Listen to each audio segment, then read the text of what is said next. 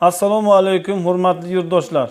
Bugungi brifingda Davlat kadastr palatasi, Buxoro viloyat boshqarmasi Kogon tuman filiali tomonidan amalga oshirilayotgan ishlar, xususan o'zboshimchalik bilan egallab olingan yer uchastkalari hamda ularda qurilgan bino va inshootlarga bo'lgan huquqlarni e'tirof etish to'g'risidagi 937-sonli qonun ijrosi doirasidagi xatlov jarayonlari va ularning natijalari haqida ma'lumot beramiz.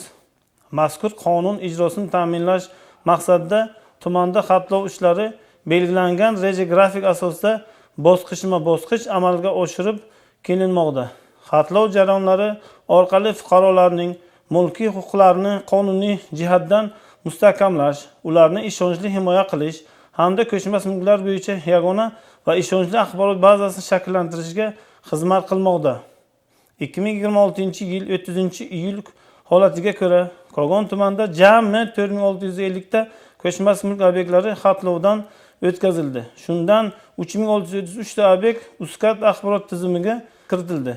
2954 ta obyekt ma'lumotlar esa e'tirof avtomatlashtirilgan axborot tizimiga o'tkazildi. Ayni vaqtda 353 ta obyekt bo'yicha hujjatlar tegishli komissiyalar tomonidan o'rganish va huquqiy baholash jarayonida ko'rib chiqilmoqda. Yana 1967 ta obyekt bo'yicha yakuniy ma'lumotlar adliya organlarida va huquqlarni e'tirof etilishi bo'yicha yakuniy xulosa berish jarayonida turibdi. Shu bilan birga hozirgi kunda Kogon tumanida reja grafik asosida tutqunda mahalla fuqarolar yig'inida xatlov ishlari izchil davom ettirilmoqda. Yaqin vaqtlarda ushbu hududda ko'chmas mulk obyektlarini texnik inventarizatsiyadan o'tkazish ishlari to'liq qamrab olinadi.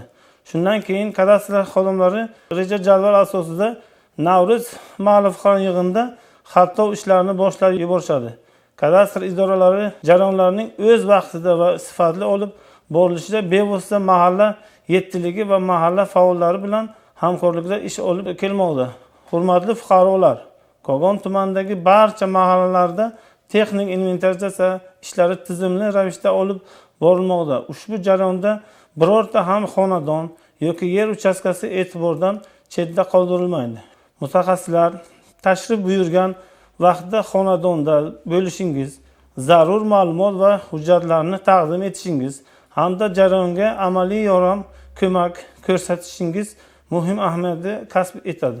Bu esa mulkiy huquqlarni tez va qonuniy asosda rasmiylashtirish imkonini beradi.